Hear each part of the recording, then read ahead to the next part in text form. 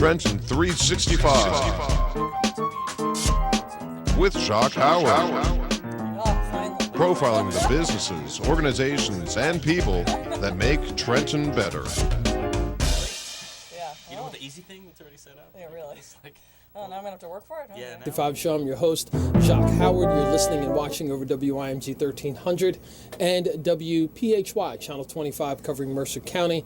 WIMG is the 3-time Stellar Award nominated radio station based out of the small market, and you can go to the website WIMG1300.com and learn all about that. In the studio with me is Tamara Torres, and we're going to be talking about lots of different things, mainly focusing around her and her art. She is an international artist focusing on women's rights issues, and tonight we're going to be talking about not only that, but also the March on Washington and the March on Trenton, the Women's Rights March in Trenton that just took place that Tamara was prominently featured in as well.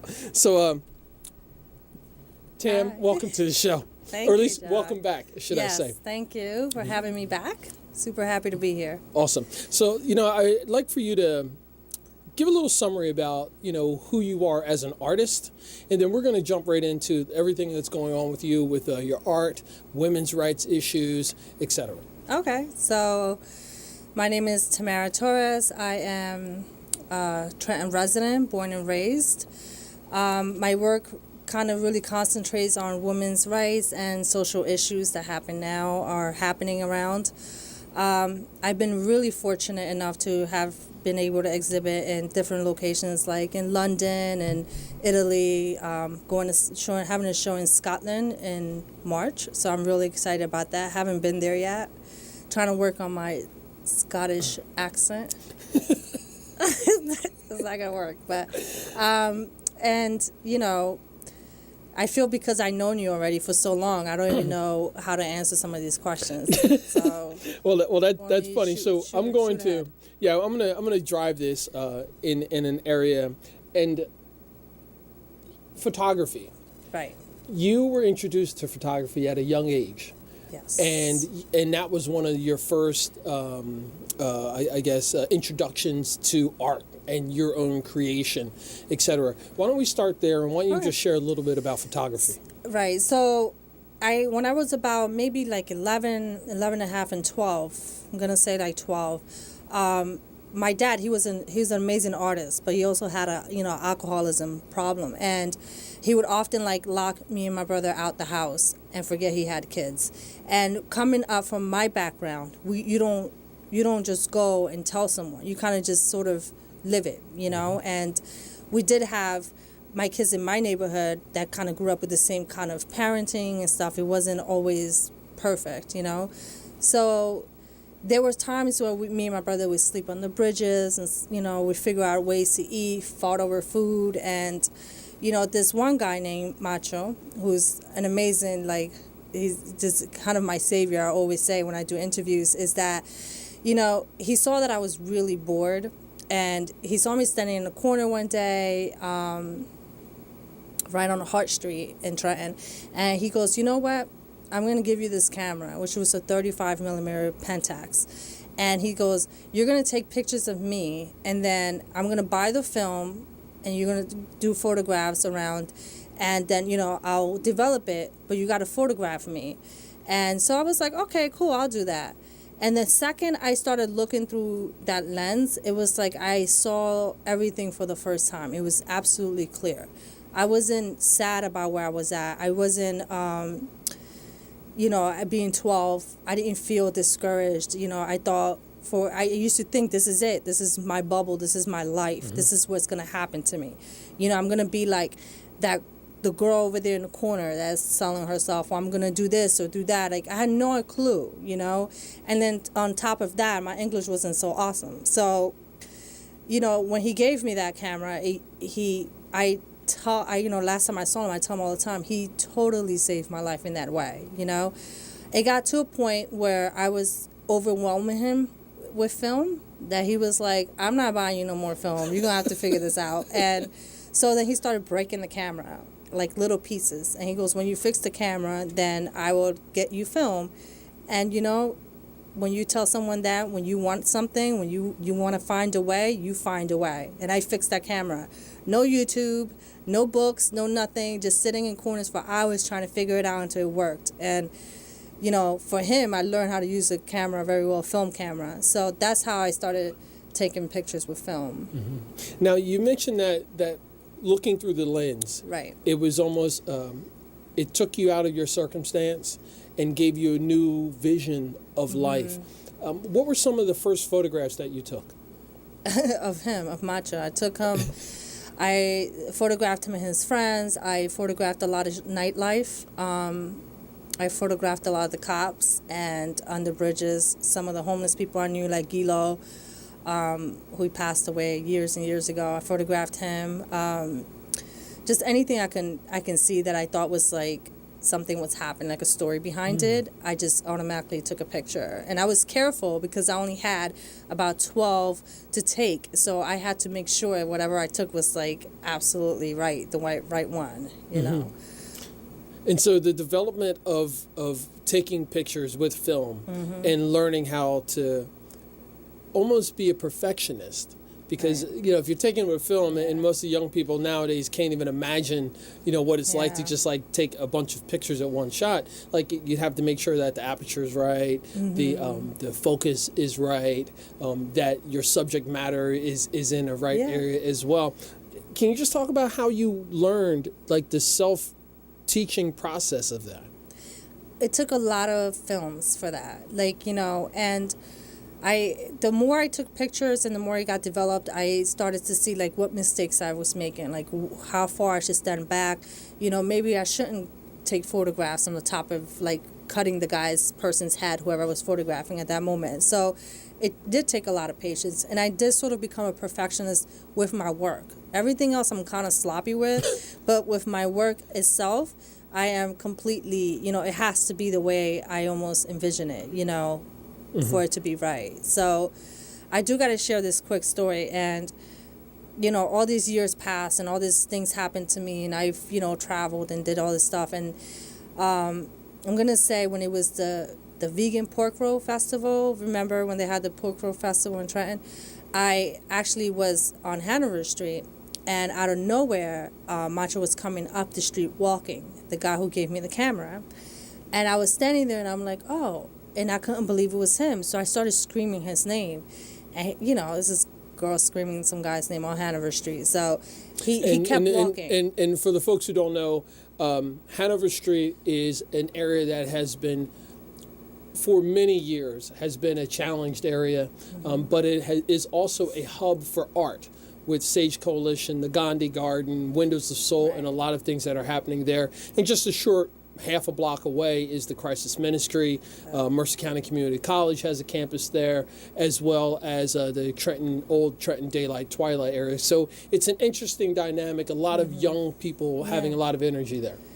Right. So that specific day they were doing gardening, and they had a festival going on that I was helping with. So I see him walking, I'm screaming. He finally turns around, he sees me, and he comes up to me, and I'm like, I just start crying. I was like, I give him a hug, and I'm like, you have no idea what I've been doing because of the camera you gave me. You sort of da-da-da-da-da, I'm going off, and, you know, I've been here, been there, and this is my daughter. Ruby, this is him, and this is Graham, this is the guy, and every artist that was around me, that's him, that's what I was always talking about. And he just started crying, and he was like, he just had gotten out from doing like 10 years that same day. And he said, you know, you were always so annoying and a pest every single time with this camera. I couldn't stand it, and I'm so happy that it did something for you, you know. So I always like to share that, because whatever you do with people in their life, you have no idea what little impact, just a little thing that you do, what impact it can have in their lives. If he would have never gave me that camera, or even took the 5 seconds to turn around and say, she's bored, you know, let me get her to do something, I don't know where I would have been now, because art really did save my life. So I have no idea what direction in my life I would have taken. And knowing his lifestyle and his way of living was different from I am. He still took like 5 seconds and said, here's this. And, you know, if we all kind of do that now in a little bit, imagine the impacts that we'll have, right? Yeah. And that's great, because I had a couple of follow-up questions and you answered them both. We need to start thinking about our effects on other people. And even as something as simple as, like you said, like Macho said, I mean, this girl, let me give her a camera. Yeah. And then encouraging you to fix the camera, which means now that's another skill and that you have that no one can take away from you. Right. And like you eloquently put, his lifestyle didn't change. So much so that he was incarcerated and he spent 10 years in prison, but he gave you a seed that blossomed into who you are now, and you're an international artist traveling all over the world showing your art, and photography was one of the places where you started. Yes, absolutely. If it wasn't for him, I don't know where I would have been, Jacque. That's great. Your photography is one thing, but you're multidimensional. I mean, you are an artist at heart. And when I like to describe my artist friends, I don't like to say one is a photographer or they're a filmmaker. They're an artist. Like they can do a little bit of everything. Why don't you share some of the other avenues and disciplines in art that you are working on and have been working on? Okay, so it took me a long time to learn this, and honestly did, because I didn't go to art school.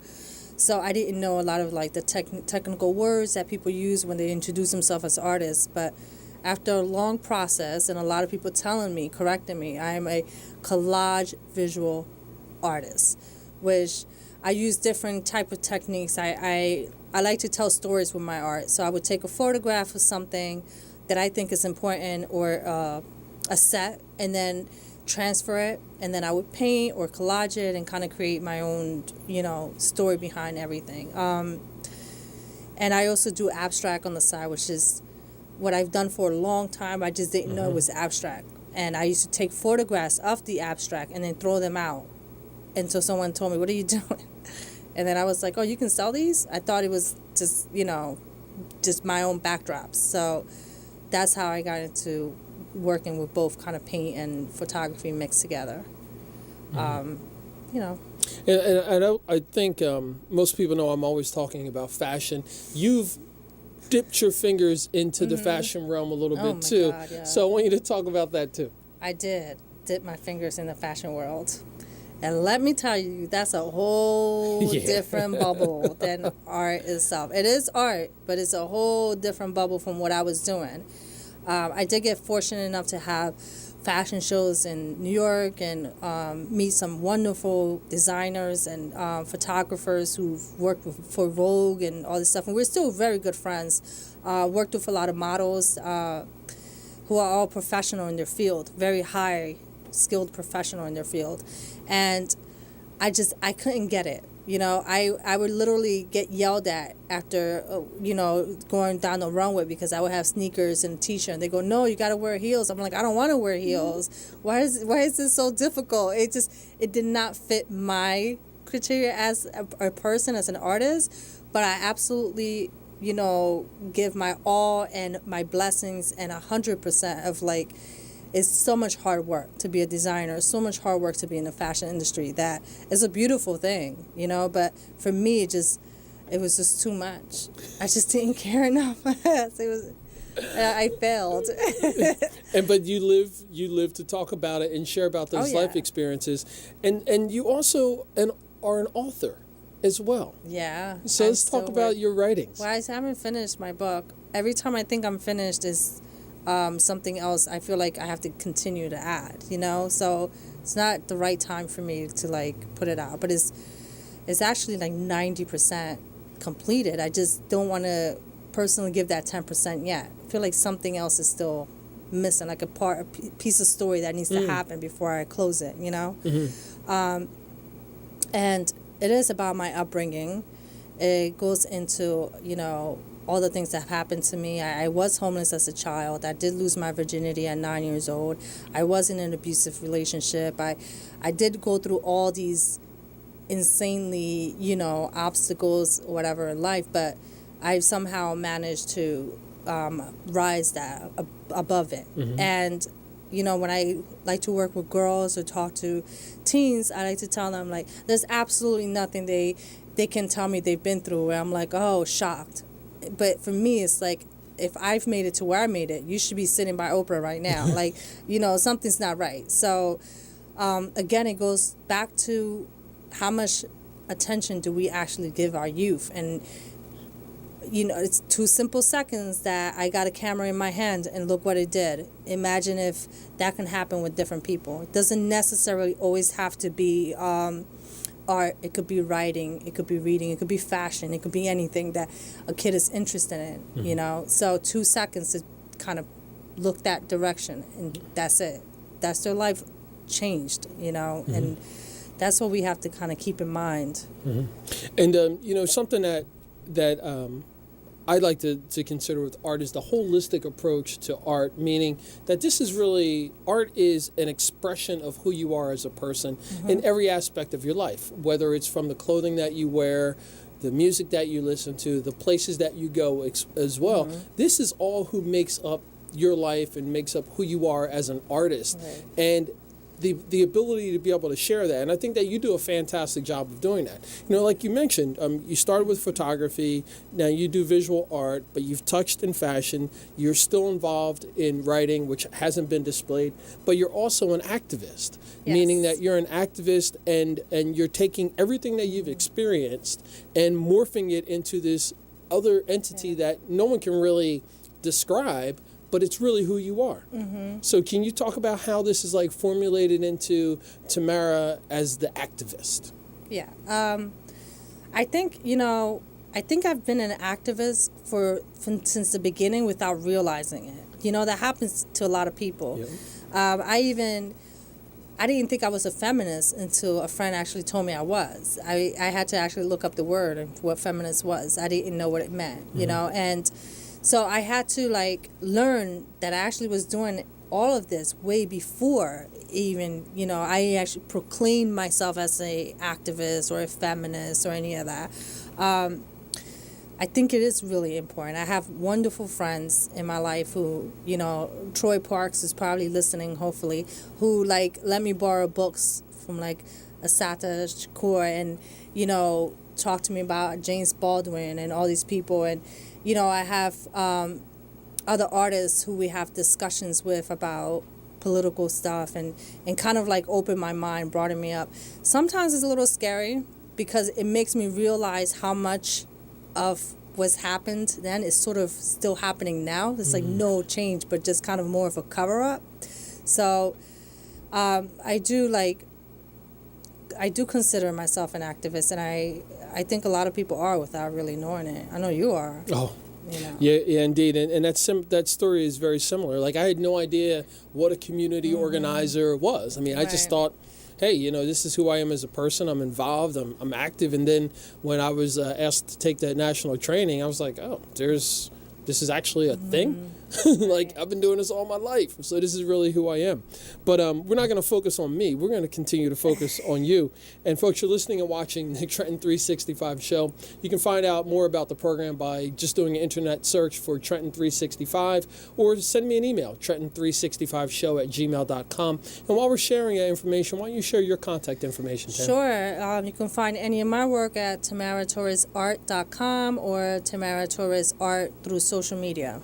Awesome. Now, you were leading into the idea of an activist and to realize that things that women and others have been fighting for years, they're still here. Those things are still here.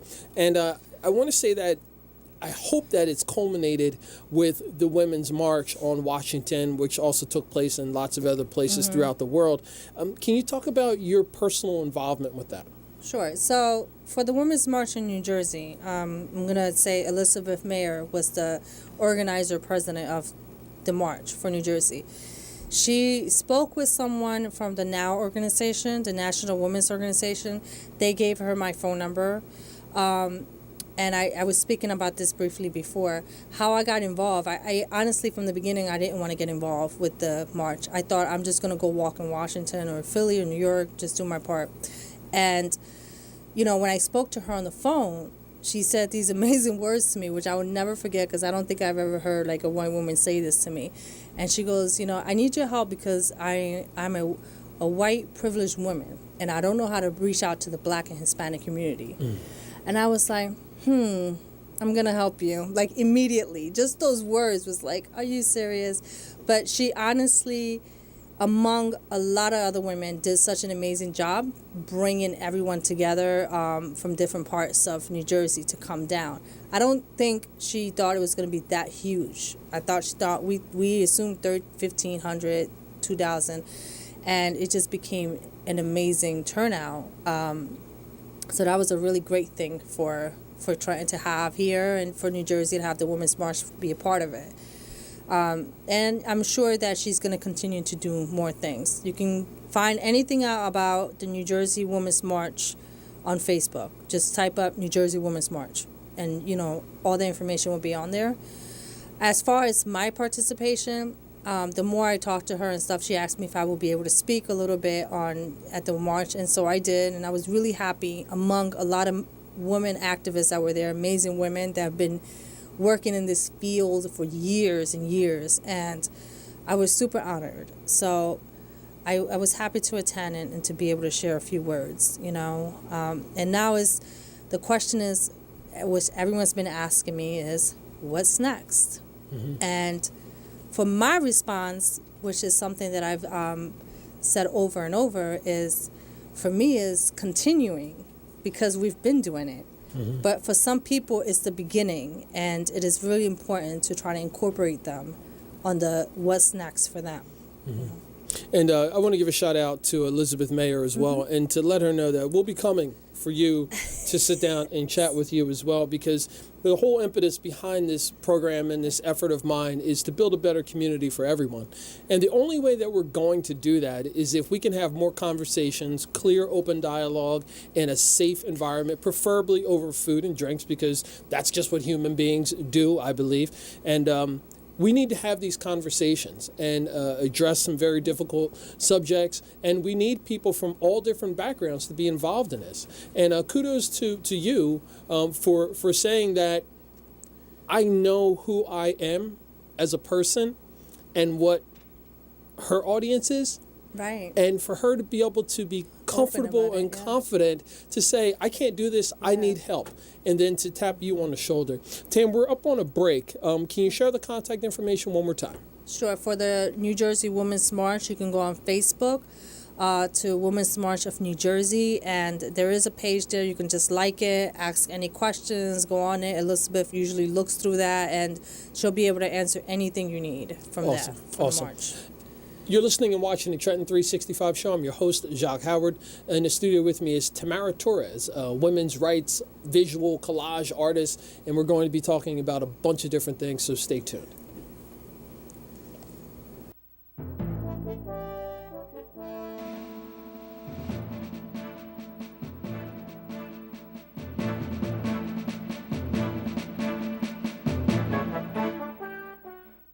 Dude, I'm pretty nervous for this date. Nah, you got this. First dates are all about finding what you have in common. Like putting sweaters on dogs? Sure, but I was thinking about going to a place you both like, where you both can get your favorites. Oh, like McDonald's. Exactly. But do yourself a favor. Please, don't tell any of your elevator jokes. But they work on so many levels. You and your date will love getting a cheeseburger for $1, a double cheeseburger for $1.50, or a triple cheeseburger for only $2.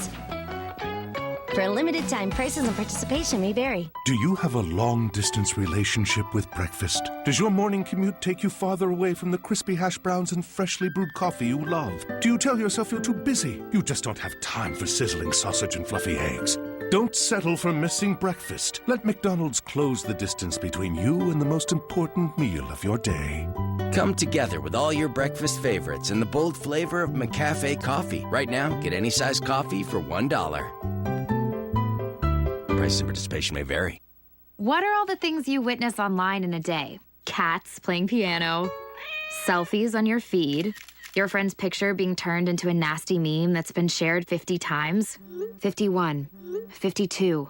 When someone's being bullied online, it's hard to know what to do. Now you can speak up with the witness emoji. It looks like an eye in a speech bubble, and it's in the symbol section near the clocks in your phone. You'll let the world know it isn't cool, and you'll let your friend know you care. Learn more at eyewitnessbullying.org. Brought to you by the Ad Council.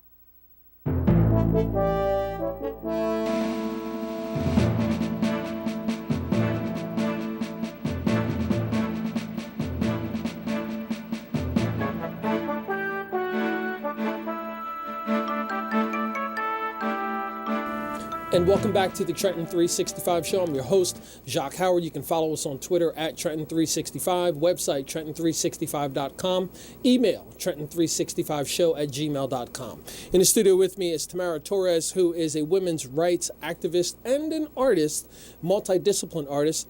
And we've been talking about lots of different things, her involvement in photography, visual arts, fashion. She's working on writing. She is going to be an author. I'm going to push you to do that. And she's internationally known. Her artwork has been seen in multiple countries throughout the world. And she's well known in the state of New Jersey and in the United States as a women's rights activist. So poignantly put, we just had the Women's Rights March, which took place throughout the world, and Tamara was part of what took place here in Trenton, New Jersey, where over 6,000 people came and walked last Saturday to speak up and to make themselves known about women's rights issues. And Tamara, I'd like for you to go back and talk about, again, just rehash your involvement, how Elizabeth Mayer got in touch with you, et cetera. Okay, so she did call me and we spoke on the phone, like I mentioned before, and we, I told her I would try to reach out to the Hispanic community, the artist community, and also like anybody that I knew from Trenton to come out, and I did, and a lot of people from the city did show up, which was wonderful as well. One of the things is that we did that day is we created history in a way that's very important, right, for women. And we united all these women together, but at the same time, we kind of excluded ourselves. I keep mentioning this over and over again, is we keep talking about, Latino, Black, white privileged, right now as women. Like, is all these little memes and all these things are coming out all over the internet, white privilege is, the Black community, the Hispanic community. And for women right now, the way we are, I want to say, what's the right word? The struggles that we're about to come upon because of Trump. We have to pull these little words out and unite as women as one in order to make these large changes that we need to make. There's going to be so many things that are going to affect the Black and Hispanic community that is unbelievable for us.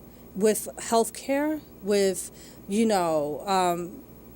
equal pay, with all these little things that we might feel comfortable. We've felt comfortable with Obamacare, like so many things that we were already like kind of fighting with, but like dealing with, they're all going to be getting snatched away. And it's as simple as that. It's not even like no sugarcoating around it, Mm-hmm. And so for me, right now, when people ask me what's next, I tell them go into your cities, go into your towns, educate your daughters, educate your boys, do something for your own community right now. Kind of change, do something inside your state right now, because that's the most important thing to do. So on March 8th, I always do workshops for women. I've done Declaration of Rape Awareness. I've done a lot of workshops to try to educate women on their own history. I think that a lot of the Black and Hispanic community don't get taught enough about the women who are Black and Hispanic who actually created history and were part of history. And I think that we have to really instill that into them, because these times are going to get tougher, and they need to know how beautiful and how powerful they are themselves, and that's really important for me. On March 8th, it's going to be Women's International Day. I am joining with Casa Cultura, which is located 222 South Broad Street. And they're on the second floor. If you go to South Broad Street, it's right across from the courthouse. You'll see a pawn shop. Don't be scared. Just go right up the steps. It is a whole gallery up there. And I'm going to be doing a whole day workshop. I'm going to be looking for lawyers to give out advice on knowing your rights, free consultations. I'm also going to be doing Take One, Leave One for single mothers. So if anyone has any donations that they feel a single mother can use, or a single mother out there has something they don't need, bring it to me, because we're going to be, or bring it to Casa Cultura. So for that day, people will be able to get things that they don't need, but they have to leave something behind, whether it be books, purses, lotions, coats for the kids, hats. I don't care. It's take one, leave one, and it's going to be dedicated for single mothers. Something that we kind of overlook all the time. I'm also doing a collection of books for women who are incarcerated at the time. At this moment, that was one of the things that I've kind of marched for. We sort of always forget about the women who are in prison and who are struggling right now. So I kind of want to shed some light on that. And you know what other things we'll probably be doing spread out through the thing. We're still putting it together. So it's March 8th, definitely, and it will be at Casa Cultura. I'll send you some more information, Jacque, and then you can share it later as it gets closer. Okay. So that was one of the reasons I kind of wanted to bring that up before, I left that. I also have, going into the arts, I have an exhibition called Point in Time, part of an exhibition called Point in Time in Scotland. And I'll work on my accent. It's not working? That's right. I'm sure there's some Latinos in Scotland. Are there? I'm sure. I'm going to wear my Latino shirt. Hello. Hola, soy Latina. See who shows up. I'm very excited about that. I've never been to Scotland. Yeah, I've traveled to London several times, and Italy and so forth, but Scotland's very important. I'm actually the first Latina to be part of this show, by the way. Which I don't think I'll hear anyone kind of but it's important to me to know that. Mm-hmm. And, it's nice to hear you talk about your accomplishments. And I know from spending time with you, that's not something that you do well. Like, you're absolutely one of those people who much likes to defer attention from yourself. Hey, this is my art, but this is what I do. Take a look at it and see how it moves you, kind of person. Right. But what does it feel like when people are giving you accolades and they're patting you on the back and they're telling you that you're helping to move a cause forward? Oh, it's so gross. I hate it. I think one of the things that artists are supposed to do, whether you're a writer, singer, any kind of artist that is here, is sort of create a change. That is the only goal as an artist. You have to create a change. You have to make someone